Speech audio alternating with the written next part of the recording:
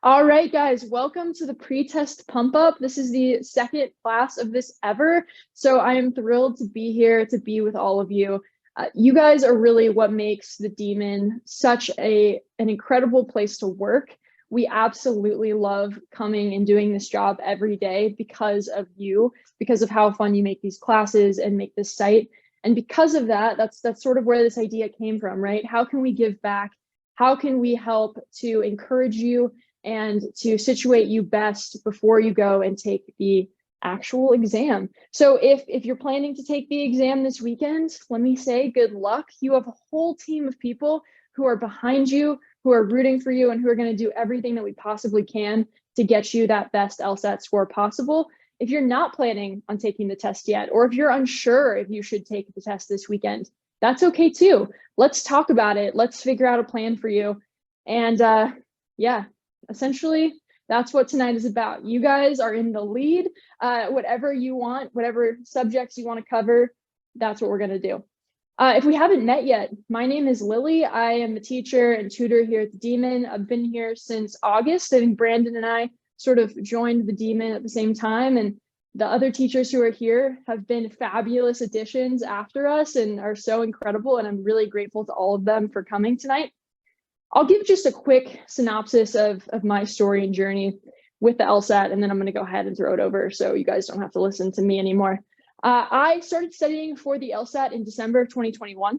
I had a 144 diagnostic, and I was, I thought it was fine, but I was certainly not happy to stay in that range. I worked pretty diligently over the next 6 months to raise that score. And by the time I had sort of started breaking into the 170s, I figured it was about time I sat down and took the official thing. So I took the June 2022 test, scored a 171. And I think I cried a little bit because I was close to my goal, but I knew I had some more points on the table. And as much as I'd hoped I'd be that rare one and done person, it wasn't my story. It wasn't meant to be. So I ended up signing up for the August test and also wanted to be a 2 and done person. That also was not meant to be.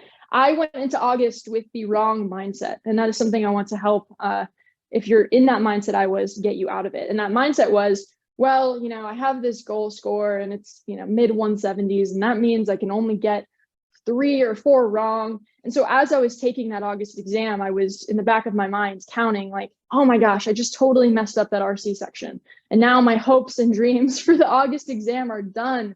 What am I going to do? And so that first half of the exam was really just a mental struggle for me. It was really hard to push through. I got super anxious. And during the break between the first half and the second, I went to the bathroom. I was at my school library and I just was like, got to get it together. I slapped myself on the face a little bit. I went back. I felt like I did much better on the second half. Left that exam knowing I would be taking the September test as well.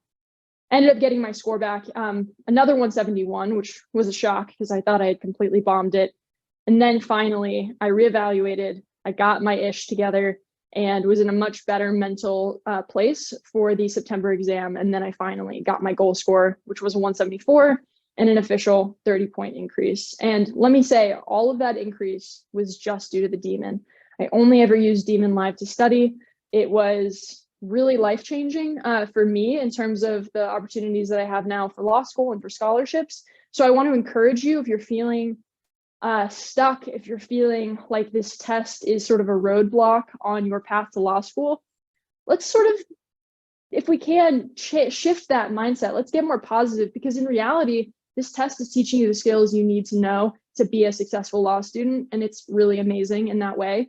So if that's where you are, if you struggle with anxiety or any of those things, let's talk about it. We can absolutely open the floor to that. But for now, I'm going to pass it over to Brandon. Thanks, Lil. A hard act to follow with Lily, y'all.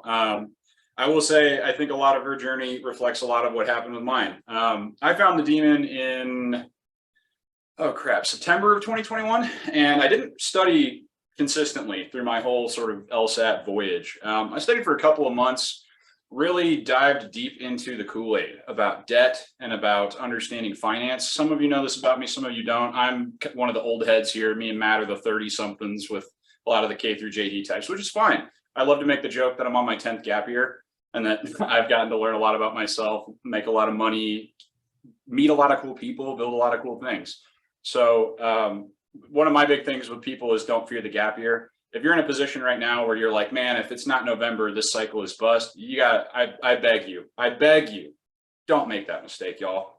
Don't make the mistake of being the person who applies in December and then pays for my full ride. That's just you're doing yourself a major disservice by doing that. So that's sort of my first little side note there. We can talk about that a little bit more later. But as far as the exam, I picked up my studies January, February of this year. Really hit it hard for about 8 to 10 weeks. I was doing Nathan's 1 hour LSAT. And again, some of you know this about me, some of you don't. I'm a very open and honest dyslexic. I'm super dyslexic. So Nathan's 1 hour LSAT was 2 hour LSAT for me, mainly because the content that I covered in that hour, I needed that next hour to review it because that's where the learning was happening. The learning wasn't happening just by like blindly taking cracks at questions. It was happening by understanding when I messed up. And I say that very sincerely. Please overinvest in your review time. Figure out a way to curate the environment that's going to make your review time really valuable for sort of growing back the muscle, if you will, using like a gym analogy. I signed up for the April exam. I got a 172 on that. I have a funny little anecdote. You can watch last month's pretest pump up recording if you want to hear my anecdote about how my kid broke my laptop. Ended up still getting a 172 on that test. I was very pleased. You know, I was 98-ish percentile, something like that. I can't remember what it is on the score band, but I had points on the table. I knew I was hungry. I wasn't about to pay for law school. So I said, you know what, screw it. I'll take June. Really focused in that 8 weeks between April and June on going from excellence to mastery. Like the idea that this is a masterable test. It's one of those sort of unique and beautiful things in the adult world that actually is the sum of its parts. I think that's something that students kind of miss. But if you go out in the working world, damn near nothing is the sum of its parts. This test is. Like Lily was saying, you know, you can miss 5 questions and get a 175. You know what I mean? Like that's a thing. The teachers here today who are all 99th percentile scorers, I can't speak for Delia, Miss 180 over there, who just makes us all look silly, but you can miss questions and do that well. In fact, you do miss questions and do that well. So try to get this idea of like perfectionism. A lot of us are going to be type A personalities. If I can give you any tip, it's you're not going to perfect the LSAT by being perfect at the LSAT. You're going to perfect the LSAT by focusing on your areas of weakness, letting that demon algorithm kind of poke at you what those weaknesses are, and then filling those skill gaps. Because all this is a test of very learnable, very masterable skills that correlate remarkably well to your 1L performance. Like it's kind of crazy. If you go look that stuff up, 1L performance and LSAT score are crazy correlated. So yeah, I think that's my little opening spiel. I'm happy to take questions in the chat, but I want to give these other teachers a chance to really open up about their journeys. Thanks, Will. All right, why don't we pass it over to, let's see, Beth, why don't you go for it? Yeah, hey, good to see you guys. My name's Beth. I've been teaching at the Demon since October, I think. So just a little over a month or so. Time flies, you know, turning to winter and stuff. But I was actually on the same timeline as Lily, like the same exact thing happened with me. And it sounds like Brandon too. We were taking some of the same tests last year. But my like overview of that is I first took a diagnostic test in 2020 or 2021. I got a 147, and what I really wanted was just to get into like 150s and just skate by and creep into a law school, not really care about rankings and just go and take on a shit ton of debt. And I was planning on doing that. And that was when I stumbled into the Thinking LSAT podcast and started to figure out like, oh my God, I could do this for free, not ruin my life with $200,000 of debt. But the mindset shift for me when I started studying with the Demon was around December 2021, and I did it for about 6 months. Over that time, I took 3 more official LSATs. But the mindset shift for me was really just, this is important. This is so important to set you up for how you're going to start your entire legal career. This is not a test that you're just going to skate by with. I had to really let go of wanting to just study for a month and get it over with, or study for 2 months and get it over with, or even sit down today and study it all. I really just wanted to be done. But it was that shift that actually helped me start to love the test and actually really enjoy studying and start to unlock, like, okay, this is the thing I get to solve today. And this is the puzzle that I'm going to unravel. And that's how every question started to be. So I took my second official LSAT in April of 2021. Was that this 2022? Yeah. Sorry. April of 2022. I wasn't quite ready yet, but I was still sort of like, I wanted to be done. I scored in the high 160s, and I was like, I know that I've scored in the 170s already. So I was signed up for June at that point too. And I took June and I got a 172. And I still was feeling like, okay, this is a huge relief. I'm almost 30 points up for my diagnostic. But I knew I had more there, and I was like, what could I do at this point? I can do a little bit more studying, and I signed up for August as well, and prepared to take that. And at that point too, studying was just fun. I was also able to like dial back the studying a little bit, keep it to, a few hours a week instead of hours and hours a day. So really that is my tip for you guys, is don't consider the LSAT something to just get over. It's a necessary thing we all have to do to get to law school, but it's also the start of your legal career, and you can set yourself up so well if you do well now. And then my only other tip for you guys is, after April, when I scored in the high 160s, one thing I did actually was I started going to foundations classes, and I started going to beginner level classes, because I realized that the points I was leaving on the table were points from early in the sections. It was like I would get a question 6 and 7 wrong, or I would get a 10 wrong, and I was finishing my sections, but something just wasn't clicking for me early on. And I started realizing, like, that's where I'm going to get paid for the work I do, when I'm leaving money on the table on those easy questions. There were foundational things that I didn't know yet, and it was really killer for me to start learning those even later on in my studies. So thanks. Thank you, Beth. That was great. Let's go ahead and rapid fire through Delia, and then Ala, and then Stuart, and then Eric. Let's cap it off with you. And I think those are all of our teachers here, but if I missed someone, let me know. But go ahead and go for it. Hi, I'm Delia. I started teaching with the Demon in September, but my journey started last November, actually. So November 2021, I took a cold diagnostic and got a 155, I believe. And then I was kind of self-studying, and I didn't start with the Demon. I did prep with other LSAT prep companies, self-study my way through. I did listen to the Demon podcast, which I honestly think help a lot, Demon Daily and Thinking LSAT podcasts.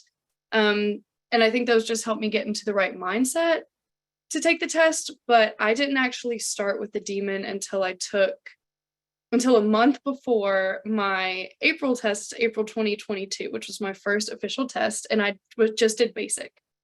And then I took the April test, kind of like, I definitely wasn't quite ready, but like I did pretty good. I got a 171. I just knew that I could do so much better. And so after the April test, I switched to Demon Live, and I spent about 2-ish months, 2.5, doing Demon Live, and then a couple tutoring sessions. And then in August, I took the exam. I felt really nervous about it going through. I'm not even gonna lie. I had some ProctorU issues that I ended up not like filing reports about, because I felt like I still did good. And anyways, just putting that out there in case any of you have ProctorU issues. Like, if you feel like you did good and don't want to like take the test, or don't want to cancel your test, then don't, because I ended up getting a 180, and I was obviously really happy about that, and I felt like I did good. It was just nerve-wracking. So all of that to say, breathe, meditate, do what you need to do, especially if you know you're prepared.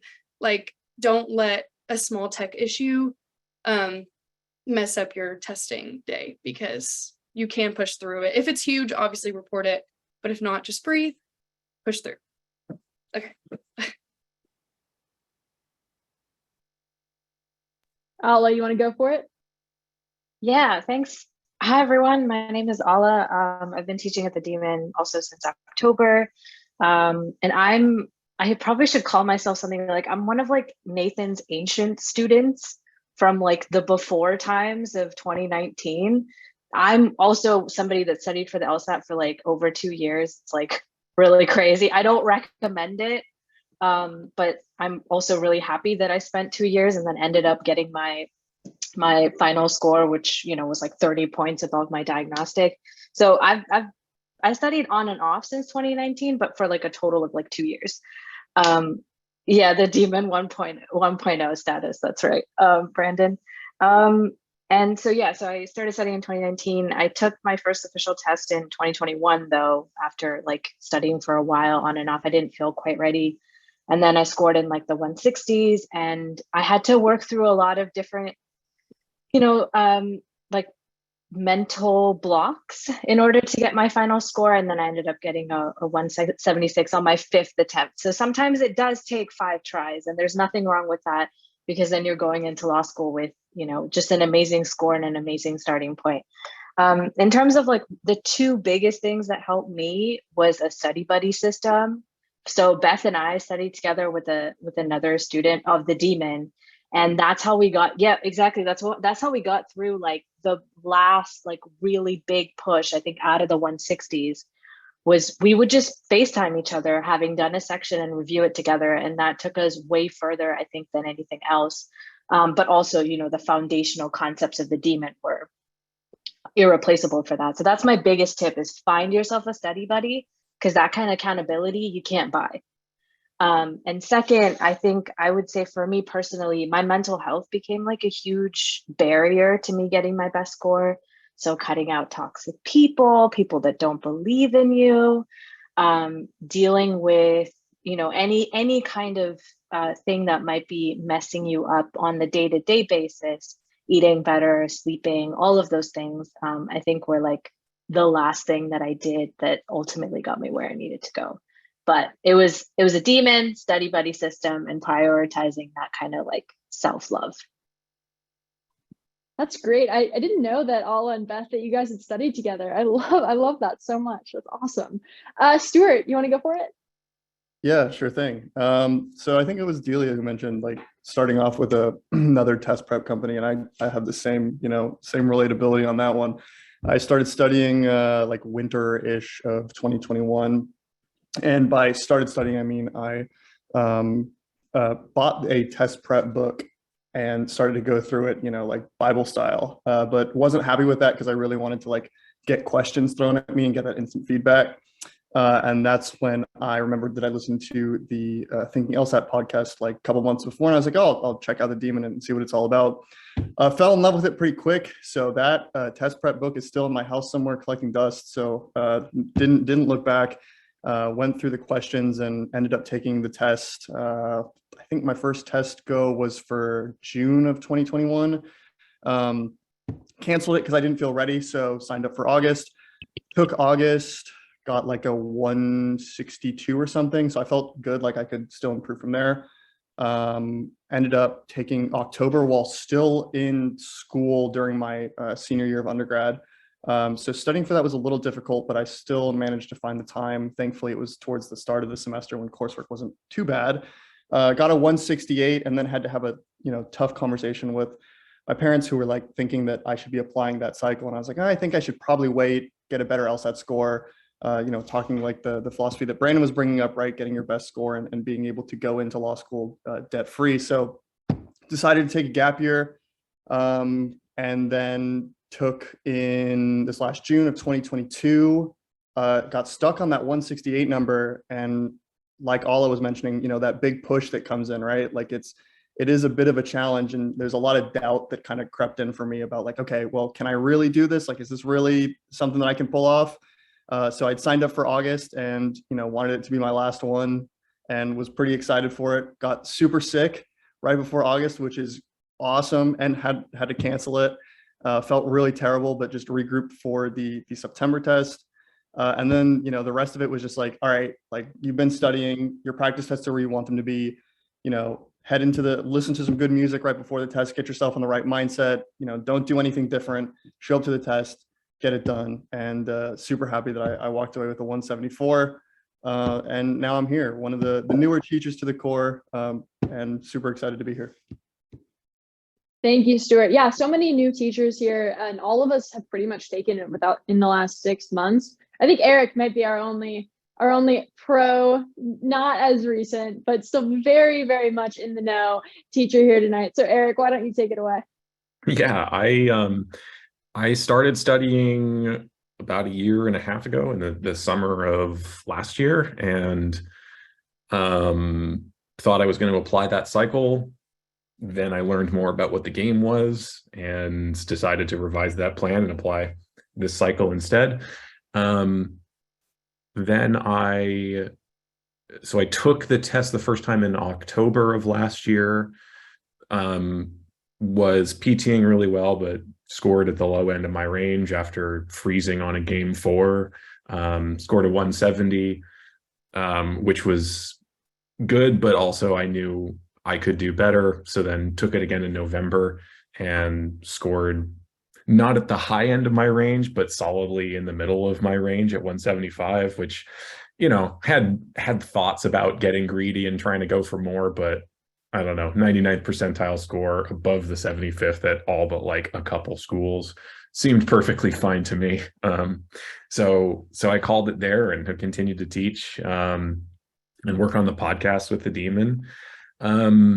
Since we're all here kind of talking about last minute things and what to expect on the test itself, I'll just say what I say a lot to students, which is we try to treat test day as if it's just another practice test, while also recognizing that it's just not going to feel that way, and that's fine. My father is old PE teacher, a gym teacher, and a coach, a swim coach in particular, and he used to tell his swim team before big swim meets that if you're nervous, it means you care. And I guess that's supposed to be reassuring, or to just basically say like, hey, it's okay to be nervous. It's natural. It means you're invested in this, and that's a good thing. So to the extent that, when you sit down to take the test, recognize that it's just the same test and you do it the same way. That's absolutely crucial, but also like being okay with your emotions in the build up to the day and on day. And to the extent that you can just like embrace that as an exciting part of the process, cool. Well, like not feeling bad because you're nervous. That's just because you're a human being. That's something I try to say a lot because I kind of went through that. And then also there was some chat about technical difficulties and whether to expect them or how to deal with them on the day. And I would just say I just tried to go into my test with the expectation that stuff would go wrong with ProctorU. And it did. my first attempt, it wasn't anything crazy, but it did. And I ended up freezing on a game 4 in my first section after my technical issues, but I don't think that was like because of the technical issues.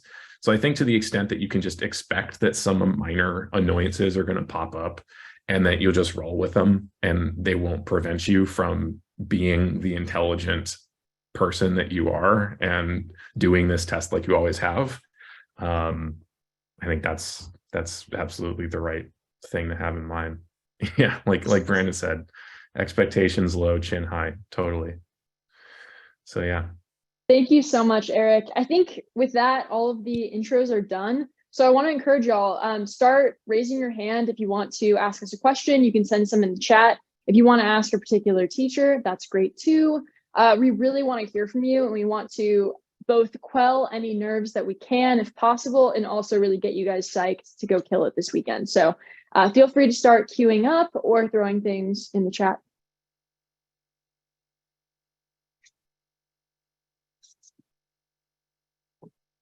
Or I can just keep talking. Daisy, you want to ask that question? Sorry to interrupt. No, Daisy, put your hand up before class. Yeah, Daisy, you still here? Yeah, I'm still here. Brandon kind of knows more of my situation, like with the pipeline program that I'm a part of and how I have to take this LSAT because of the program. If I know you're like everyone is a big believer of like you don't skip questions, but LR is still like my hardest section. And so if I'm really stuck, should I just move on? I think Beth is maybe one of our biggest LR people here. Beth, do you wanna take that one to start? Yeah. So for test day, if you're stuck on an LR question, do you just skip it? That's what you're asking? Yeah. Yeah. So good question. Somebody might have a different perspective than this.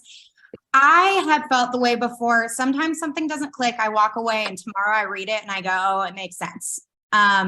I missed that. I was misreading that or whatever it is. And sometimes that's great to realize with your review. Sometimes you just need a minute to walk away from the argument, come back and read it again and go, oh, wait, yeah, that's what they're trying to say to me. I definitely don't think that you should do your test and, refuse to move on from question 7 because you're not seeing the thing.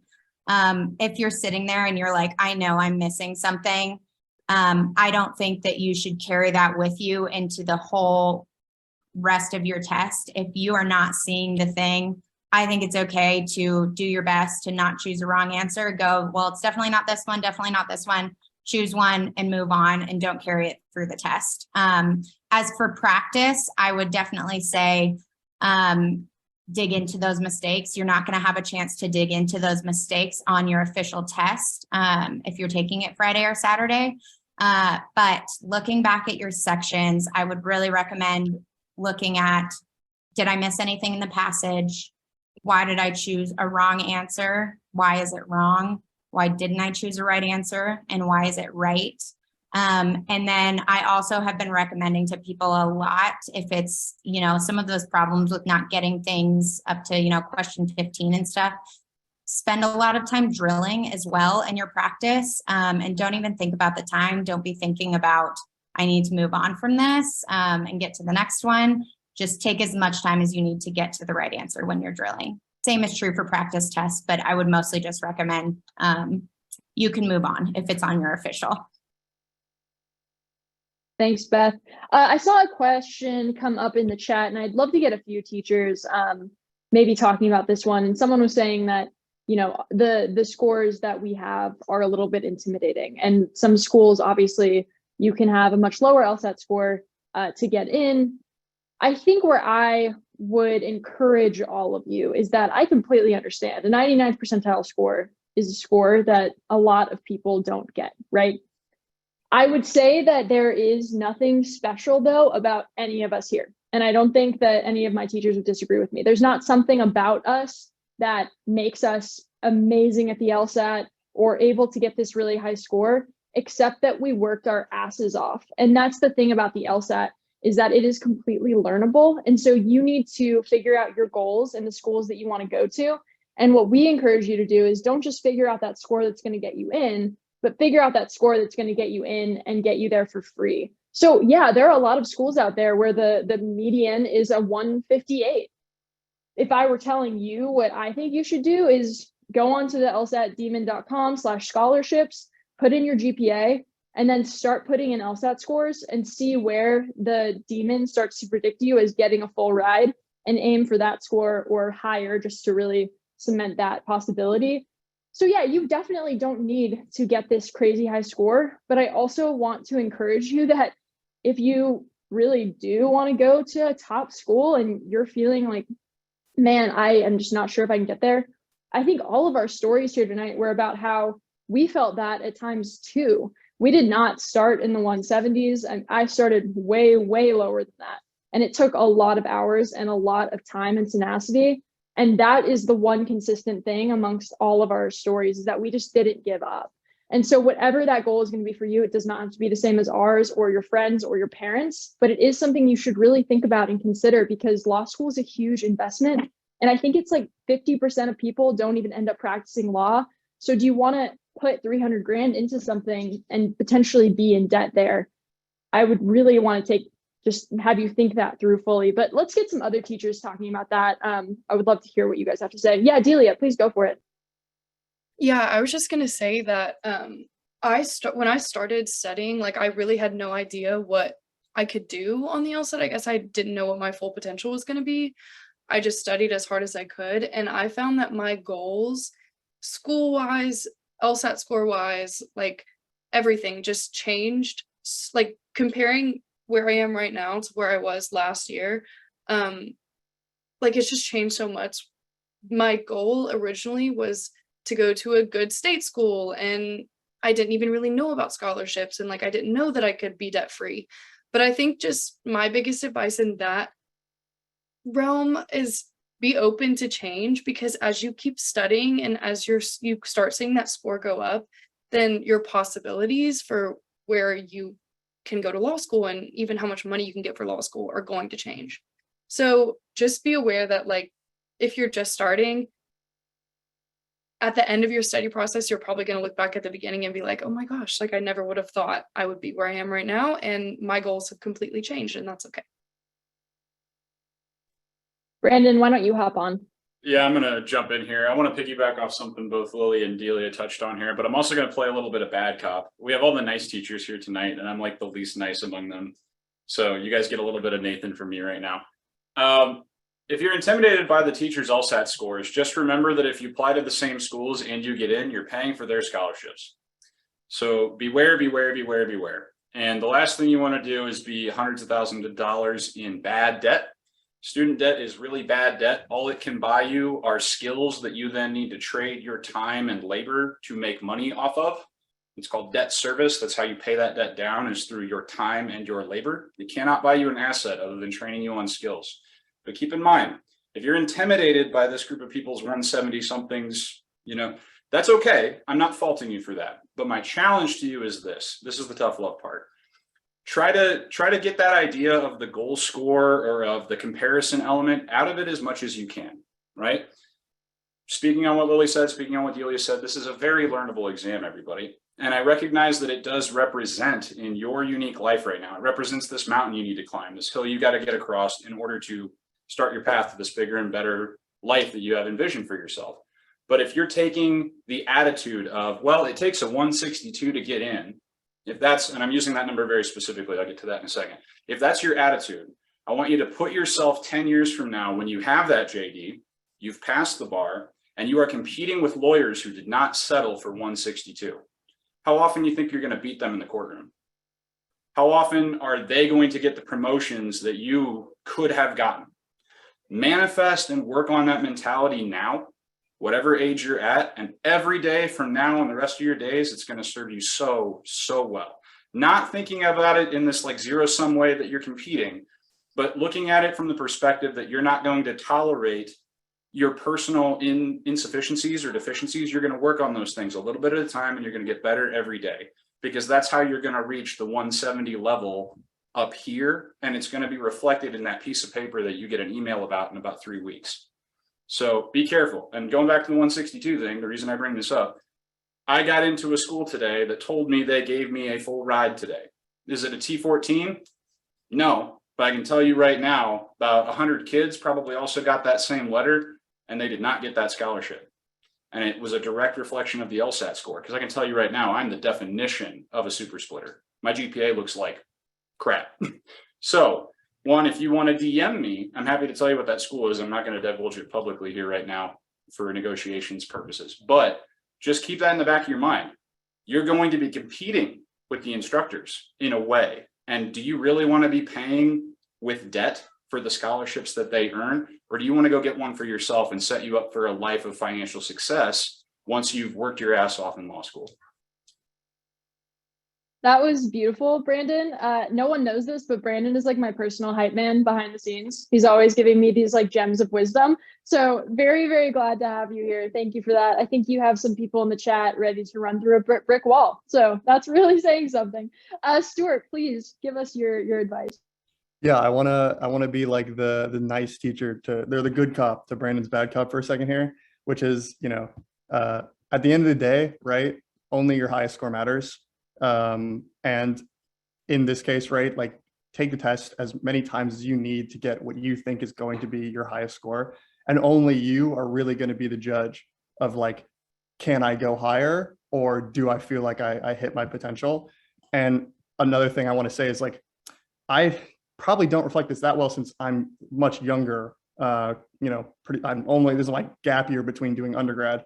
But like taking gap years and taking time off to take the LSAT between like, college and then your application to law school so that you can be set up in the best possible way is like not a problem at all. There's no rush really to get into law school or anything. It's always going to be there waiting for you. It's not going to, randomly disappear, and you're not going to be looked on in any different way just because you're, a little bit of an older student applying to law school. Also, you'll be practicing law with, your JD for like the rest of your life.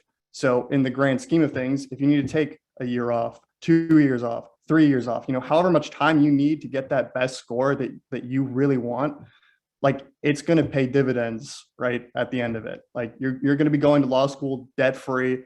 They might even be paying you to attend their law school with a stipend. You'll graduate, you'll have, no debt, you'll be in a great spot, and you'll be like, wow, just because I spent a couple extra years or however much time I needed to actually prep for the test and get my application in at the start of the cycle and make sure that I was in like the best possible spot, like that was such a good idea. And you'll be like patting yourself on the back for that. So just wanted to kind of help assuage a couple of students, because I've seen, the fear that I once had too, right? Of I got to do this right now, but really you don't. You have plenty of time. It's a long process, but take a deep breath, kind of step back, zoom out a little bit. You'll be okay.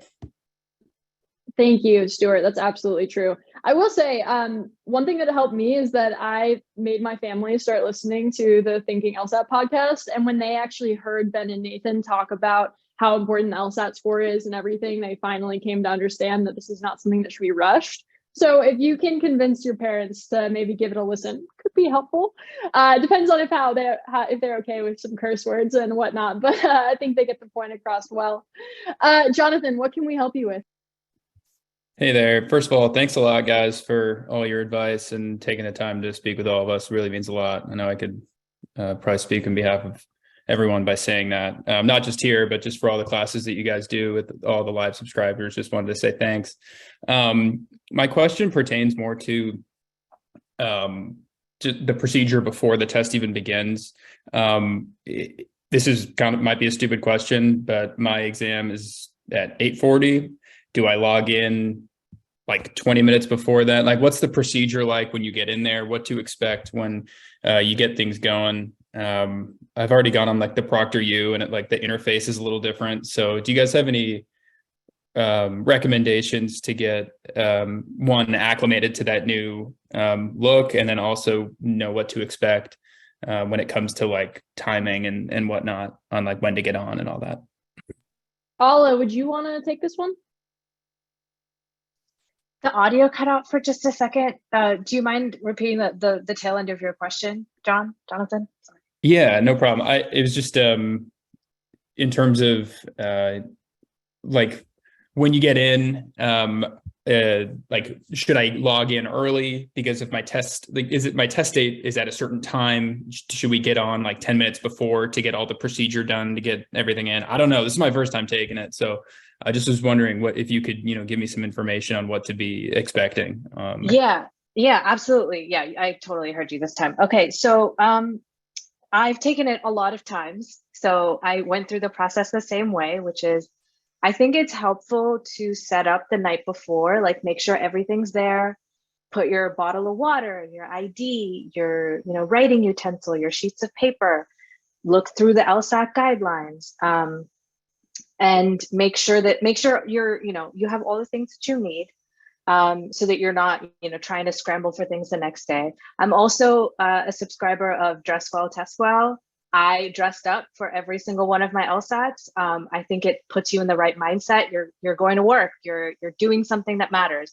That's something that I do for myself, and I recommend definitely logging on like as soon as ProctorU will let you, because it's not going to let you until the timer actually clicks down, and then I think there's like a 3 or 4 minute like it lets you in 3 or 4 minutes early, and then you can click into it and prepare to like wait. That's never happened to me personally. I've never had it take longer than, I've just been able to go straight in, but I have heard that sometimes it takes a minute. So, prepare to wait, prepare for it to take time, have a snack, as long as it's allowed by LSAC, and it should be okay. Does that answer your question?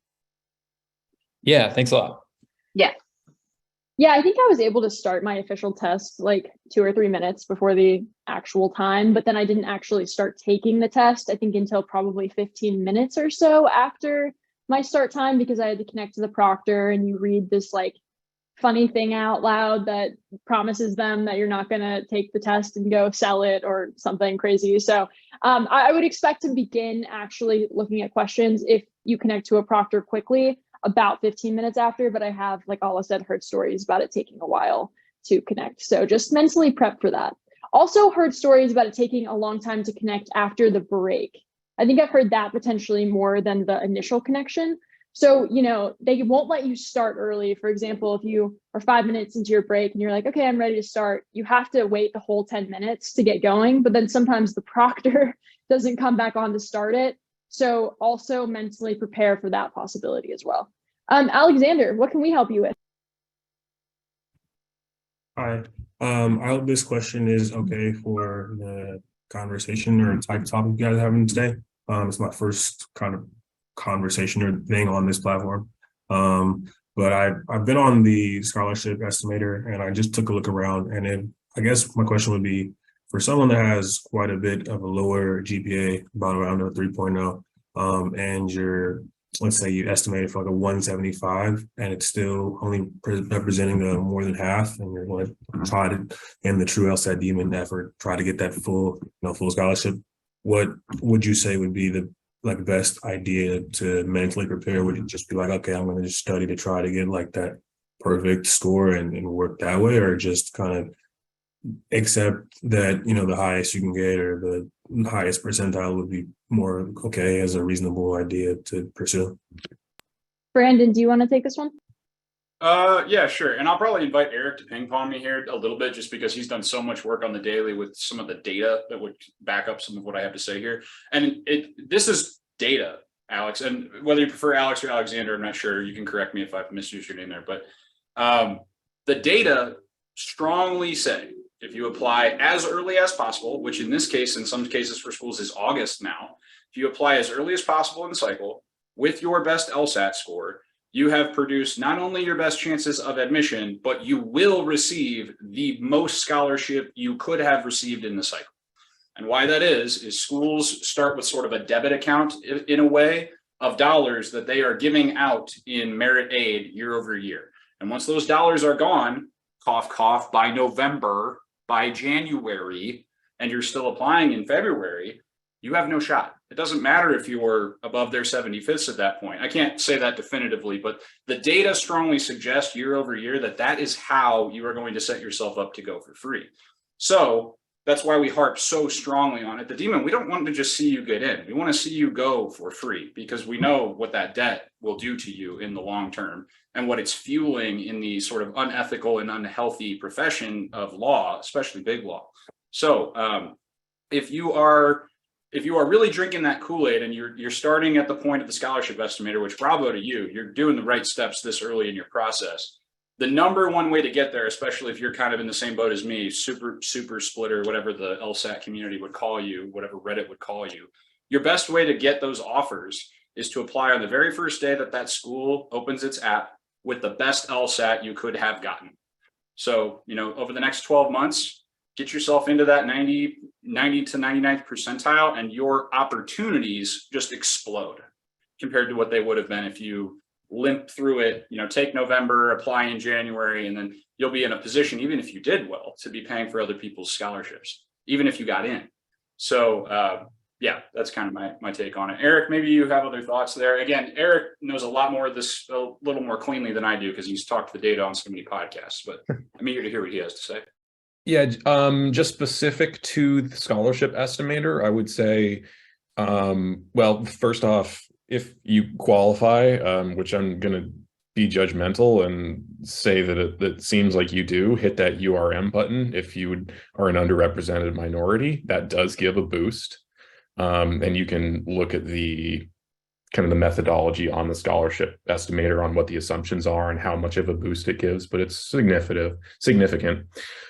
Also recognize that your GPA, if it is what it is, that's just what it is. And there are, for certain GPAs, there are schools that you could score a perfect 180 and it's not going to get you to a full ride. And that's just how it is.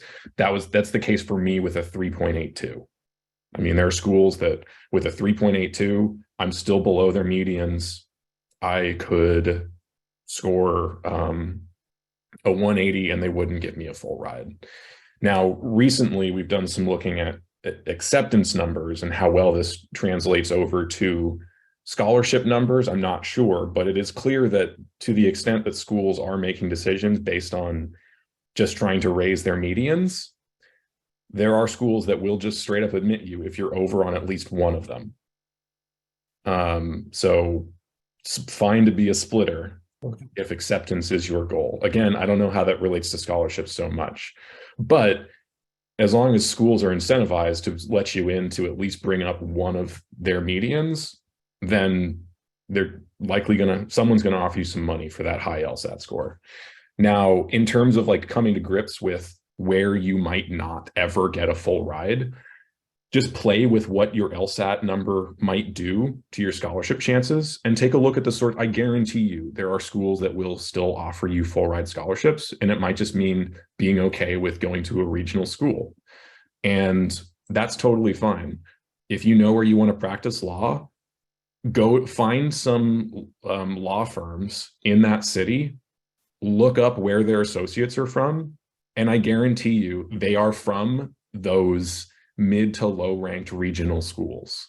Like big and medium sized law firms in major cities are full of people who went to the types of schools that's gonna give a high LSAT score of any kind a full ride. So please don't discount these lower ranked schools as a way of kicking off an extremely successful and real law career, because those schools that are going to give you a full ride, they make real lawyers.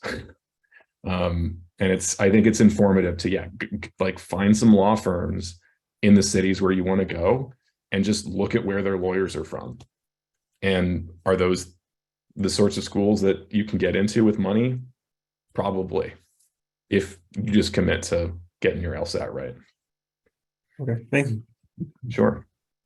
Thanks for the question, Alexander. I gotta run and prep for my class here in 15 minutes. You're gonna crush it, everybody. Thanks, Eric. Appreciate you. All right, guys, what else can we help you with? We have time. We're all here. What is on your mind? We can talk more technical aspects of the test. We can talk more broad things, just mental mindfulness tips. I know for me, what was really helpful was as I was practicing, really focusing on one question at a time. And every time that my mind would wander and I would start thinking about my score or a school I wanted, I had to force myself to focus on the question in front of me. And the more that you practice that method, the easier it becomes. That's sort of my big tip there. But it looks like we do have a question. Kim, please, what can we help you with? Hi, guys. So I've been doing a lot of like time sections review by myself, and I noticed that when I do like the first time around, obviously I make like -8 to -10 for the LR section, and then when I go away and I went back to it and I look at it one more time, like I can get a much better score afterwards. And like it just bothers me so much. Like I'm like, I don't understand. Like I these questions are easy. And it sucks that like the first time around, I'm not able to see that. Is there any way like you guys can help me? Like maybe it is a mental health, mental blockness, but yeah.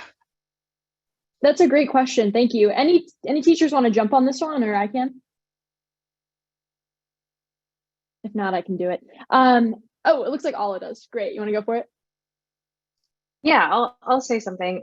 If you're noticing that you're missing a lot of questions when you do it the first time, as you were talking about it, it might be that you're going too fast, Kim. I think that if you're, for you to miss 8 or 9 questions, and if that doesn't include your guesses, then you might be trying to do too much. When I was starting out, even when I was scoring or PTing in the 160s, I was not finishing the section. I believe on my official test where I got a score in the mid 170s, I believe I guessed on my last LR question. So you don't get a better score by answering all of the questions. You get a better score by answering the ones you're attempting, get all of the points that you can get. It's like your ROI, right? Like you have to get the return on the time you're investing into understanding the question. I'm really glad that when you come back to it, it's making sense. You called it easy. You said the question was easy, which I think is awesome because it is easy, which means you have all the skills that you need in order to answer those questions. So you have it in you to do well. What you need to do is, let's say you're attempting 20, 25 questions and you're missing 8 of them. That's not what I want you to do. I want you to crush the first 5. If you're a Demon Live subscriber, Beth's class is awesome, flawless 5, and then perfect 10. So get those 5 and 10. I don't want you to miss anything in the first 15. And then I want you to start, spending some time on those later questions because you're getting that low-hanging fruit. And then slowly you'll start making up the time because you're getting so good at those first 10 questions. Does that answer your question? Great. Chris has a question. Yeah, Chris, please go for it. Yeah, so I feel like I'm a little bit of an oddball here, but when it comes to LR, I'm averaging -3, -4 if I don't get to all of them. But usually at the very beginning of the test, usually the first 2 questions, I don't know if it's anxiety or whatever it is, but I just can't do it. And then I go to question 3 or 4, solve those, and I build up the confidence to go back and just nail out 1 and 2 really easily. So I was curious if you guys have any ideas on how maybe to ground myself in those first 2 and not really wait until that 3rd or 4th question to do that. That's a great question. I'm going to see if anyone else wants to jump on first. Can you tell me which section this is? Is it usually LR, or does this tend to happen sometimes with RC or games? I think what is that in LR or an RC or logic games, I have to read the passage or I have to go through the game, and so it's just not there. It's really only in LR where it really happens. Yeah. Okay. That's super interesting. One thing I was going to just say is advice for the official exam. It's something that I did, and we kind of just got a question about it in the chat. Someone asked about warming up.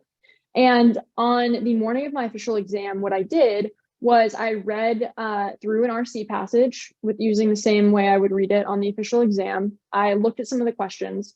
I did a game. I just diagrammed it. I went through a few LR questions. I wouldn't always choose an answer, but I was just preparing my mind for how to get into that mode so that by the time the official test started, I wouldn't be warming up as I went. And I wonder for you with LR, if with those first few questions, it's just a matter of reminding yourself of what you need to be doing to begin with. And that's sort of what I used those warm-ups on my official exam to do. So double checking in with myself and saying, for LR specifically, am I noticing if this is an argument or if this is a set of facts? If it's an argument, is it valid? Is it flawed? If it's flawed, why is it flawed? What can I argue with? If it's valid, that's pretty rare. Is it going to be a parallel question? What am I seeing here? So I wonder if it's just a matter of sort of that process of making sure you're clicking into those ways of thinking that you'll fall into naturally as you keep going. But any other teachers have any thoughts on that one? I would say that warming up has a lot to do with getting yourself into that flow. Has anyone seen that new animated movie about being a musician? Soul. Yes, right? I'm thinking of that visualization where he ascends a little bit as he's tuning into the work itself. That's how I felt on my official test. Honestly, I was so keyed into what was happening that I was just doing what I was doing. I wasn't thinking about noises. I wasn't thinking about anything else. And I think that's what you go for. So Chris, if that's happening with you, it might be because you're like connecting with that feeling of tuning in so well when you do that warm up, that when you go and do the real thing, you're like, it's like a closer feeling. You can remember what it was like because you did it 10 minutes ago. So there's nothing wrong with that. I think if it works for you, it works for you. Thank you, Ala. Chris, did that answer your question? Perfect. Thank you, guys. Awesome. Thanks for being here. Okay, what else? I saw a question about grad GPA, which I'll answer quickly since I'm a grad student. Here's my sort of view on the whole grad school thing. It is a feather in your cap. Having a great grad school GPA, it's a good thing, but it's not the cap itself, right? So it's like a nice little adornment, but it's not what's actually sitting on your head. And what's actually sitting on your head, just to continue with this dumb analogy, is your undergraduate GPA and your LSAT. So fortunately, unfortunately, it's really that undergraduate GPA that they send to US News and World Report. That's what their rankings are based off of. So while it is definitely a good sign to have a higher grad school GPA if you had a lower undergrad GPA, ultimately the decision is going to come down to the stats, if they feel like they can accept you with those undergrad GPA and the LSAT. And unfortunately, it's just sort of the way it plays out. So I would definitely comment on that if it is something that you think they should know, but they will see the transcript. So writing an addendum would potentially only further draw their eye toward your perhaps not as stellar undergraduate GPA. That's my 2 cents on that. But let's go ahead and get some more questions. Lindsay, what can we help you with? Hi, I came on late, so I don't know if you've already addressed this, but by far my worst section has been RC, and pretty recently I've been improving in that section. I've watched like some of the, I guess, like YouTube podcast episodes of Ben and Nathan talking about it, but I'm just curious, like, what advice you guys have for someone who, yeah, like LR and LG for me are pretty consistently good, but RC is where I'm lacking right now. I'm going to throw this to Delia and then to Ala, who are our RC goddesses. They're amazing. So Delia, you want to start, and then we'll throw it to Ala. Yeah, I was typing in the chat, so I missed it. Could you repeat that question for me super quickly? I'm so sorry. I think you're good. Oh yeah, you got it. Oh no, please. Okay, yeah, I was just gonna say, she just asked, like, her RC score has been a little bit fluctuating, whereas LR and LG are much more consistent. So any tips and advice for RC specifically? Yeah, absolutely. I feel like I had the same issue, especially going like into the test, honestly, and which is ironic because now I teach LR or teach RC. But my best advice is honestly that, and I tell my students this in class, but you can find receipts for pretty much every LR question. I call them receipts, but you can point to a sentence or a word or the main point in the passage for pretty much every RC question. RC, I feel like all of the test tells you everything you need to know, but RC is really one of those where, like, if you read carefully enough, you can look at the question, look at the answer choices, and then figure out where exactly in the passage, a rephrasing of the answer choice. So all of that to say, I think reminding yourself that the test tells you everything you need to know is so important, and just taking a deep breath and remembering that, like, if you read slow and you read carefully, like, all the information is there for you, and you just need to process it and then take it to the questions. Ala, you want to hit us with some wisdom? Yeah. So what Delia said, 100%, that is the point of my Sunday class, is that the answers are all in the passage. I know Nathan's been saying that for a while. I actually told him that sometime in 2019 in his original class. But to add on to that really great advice, I think RC feels really scary for people because it's like, it seems like the thing that makes the least sense. It's not as easy to grasp. It's like vacuous. It feels like a gas in the air. You can't get at the points. It seems like it's not there. But doing the work up front is is the only way you can do well. If you spend 4 minutes on the passage and 7 minutes in the questions, I don't think you're going to do that well, but I have had sections where I've done like 8 minutes on the passage up front and then just knocked out the questions in under a minute per question. So it could be like 3-4 minutes because I'm just not picking an answer that they didn't say. And then, ultimately I do well. So what it comes down to for you, Lindsay, and I think generally for anybody, is that you have to like shut down that voice in your head saying, oh, go to the questions, go get the points. They're in the questions. They're not in the questions. Your mind is tricking you when it's telling you to move on to the questions. And that's the same thing in RC too, right? I'm sorry, in LR or games. Do the worlds, and the voice that's telling you, oh, but you spent 6 minutes on the setup. Yeah, I spent 6 minutes on the setup, but I'm going to crush the questions in 2 minutes. So does it really matter? You know, so shutting down that voice, I think, can be really, really helpful. And training yourself to shut off that voice, because I'm going to tell you, it's going to be louder on test day. On test day, that voice is going to tell you to move on to the questions. And the more you practice shutting down that voice in practice, when you hear that voice in the official, you're going to be like, no, I know what I'm doing. Stop it. And then you do the work up front. And then once you start answering questions, you know you did it. And then that confidence is just going to make you really good in the questions themselves. Does that help a little bit? Yeah, that's really helpful. Thank you so much. Great. I also just wanted to super quickly add, enjoy what you read, have fun with what you read, force yourself to enjoy it, because if you don't, if you're not enjoying it, or at least like forming opinions about it, even if you think it's stupid or you hate it, then you're probably not understanding it.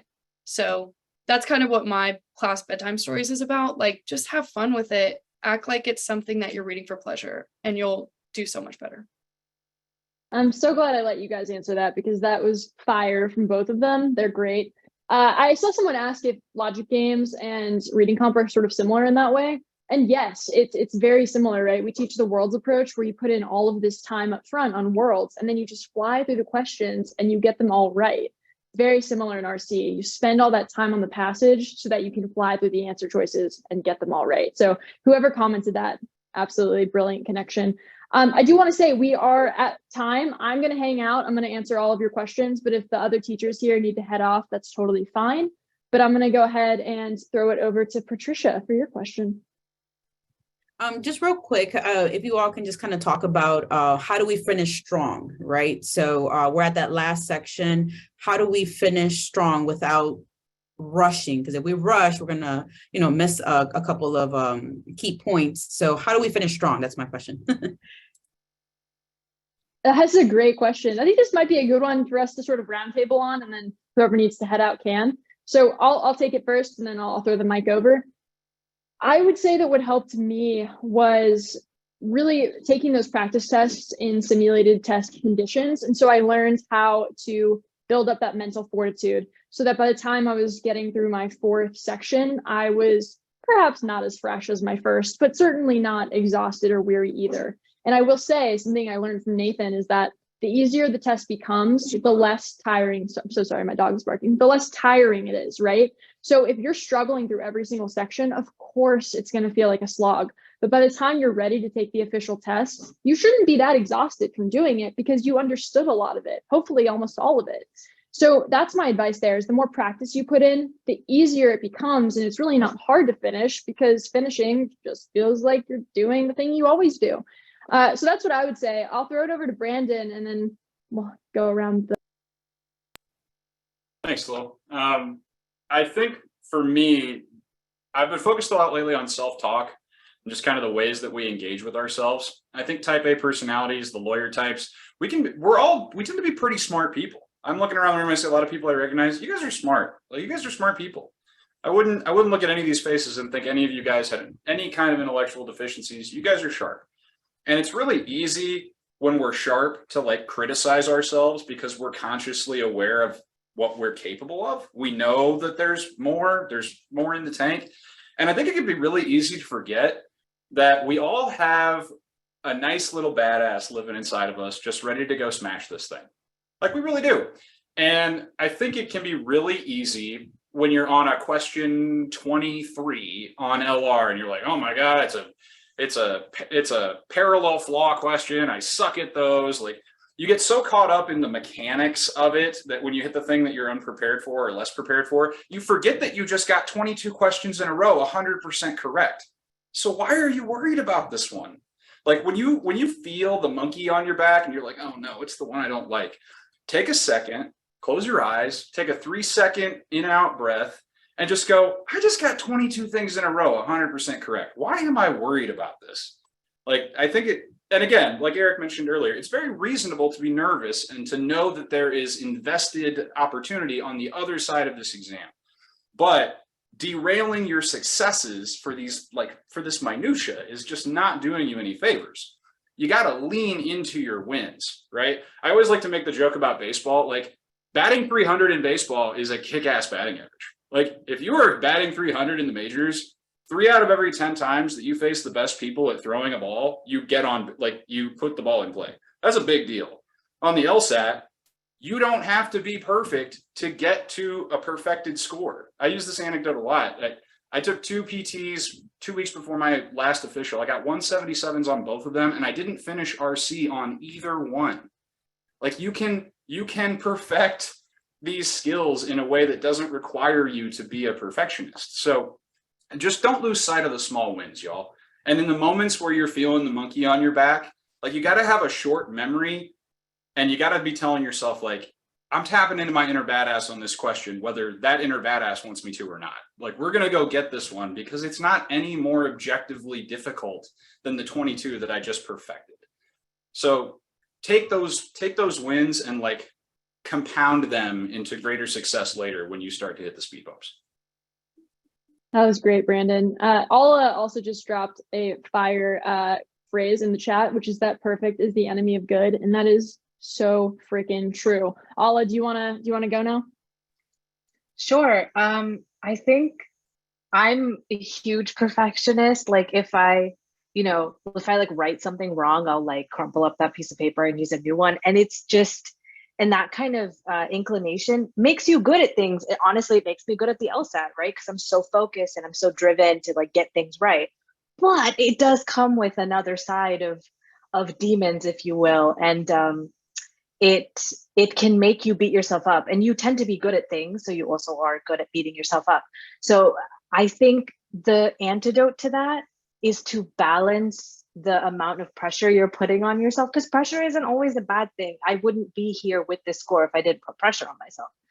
But like, at what point is it unhelpful? You have to keep gauging, right? Checking in with yourself. Am I stressed out right now, or am I engaged? Because I think on the path to engaged, you can push it too far and get stressed out. So. Thank you, Alla. Stuart?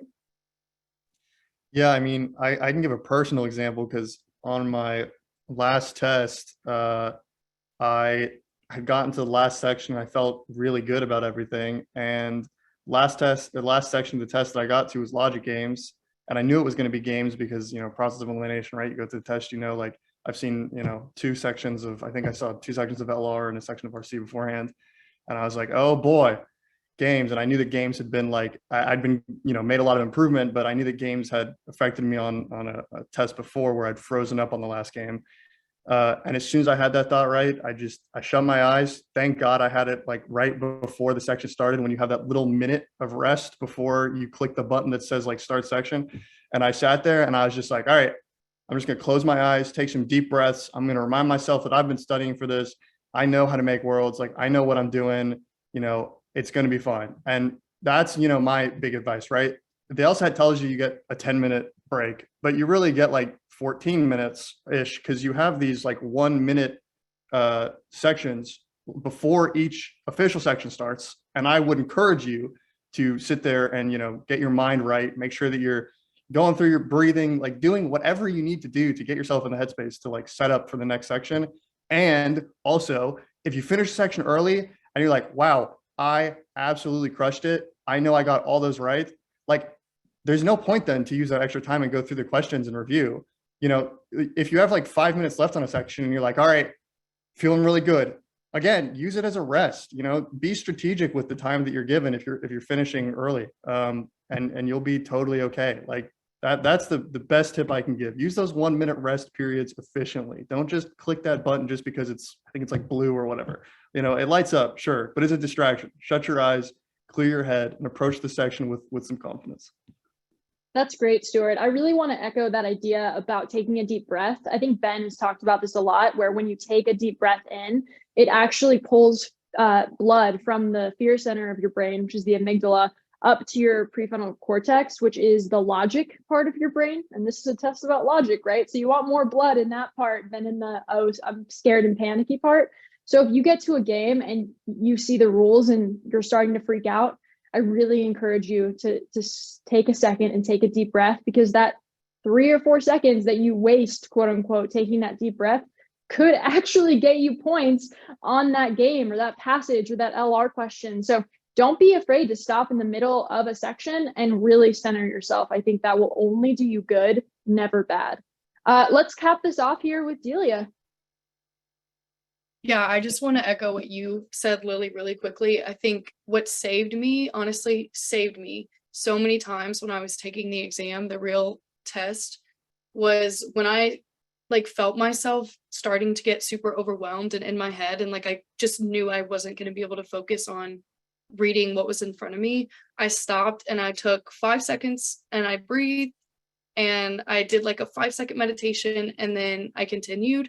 And honestly, if I hadn't done that, I know I wouldn't have gotten the score that I got. I think it helps so much, because if you feel yourself getting overwhelmed and you know you're not focusing and not going to process what's in front of you, then just like trying to force yourself through it and like push through it without really stopping and taking a breath, like it's just not going to work. And I know that from experience. So Awesome. Thank you guys so much. Patricia, was that helpful? I hope. Okay, great. Like I said, I know class is officially over, so other demon teachers, if you need to hop off, please do, but I'm going to hang around. I'm going to chat with you. So send your questions still in the chat or queue up again, and I'm happy to hang until everyone is satisfied and ready to go crush the November test. Thank you guys for being here. It really means the world to all of us. Yeah, Hannah, go enjoy your stress baking. That's a great tip, actually. If you need to take some time off from the LSAT, tomorrow, I don't think that's a bad thing, really. If that's gonna like be weird to you and you've really gotten accustomed to studying, then keep doing so. But if you want to take a little breather the day before, I see no issue with that at all.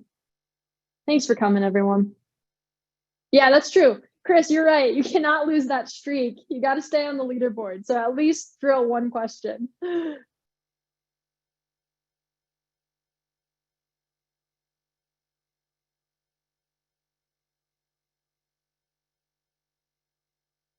Yeah, Jonathan.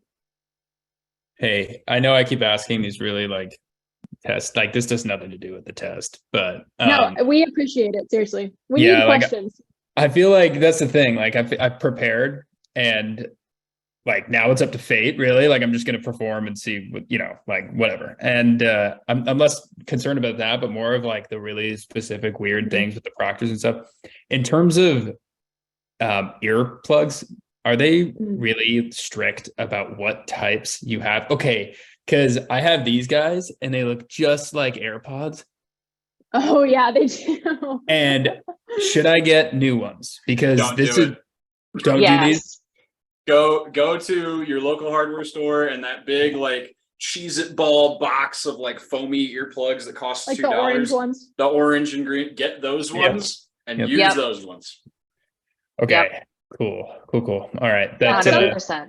Yeah. Jonathan, thanks. I'll tell you, some proctors are weird. Like I took the test 3 times, 3 different proctors.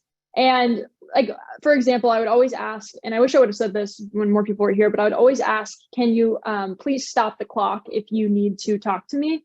So if I move out of frame or something, if you're going to come off mute, will you stop the clock so you don't waste my section time? And my first proctor was like, yeah, sure, no problem. And my second proctor was like, oh, I will not interrupt you no matter what. And my third proctor was like, absolutely not. I will interrupt you and I will let the clock run.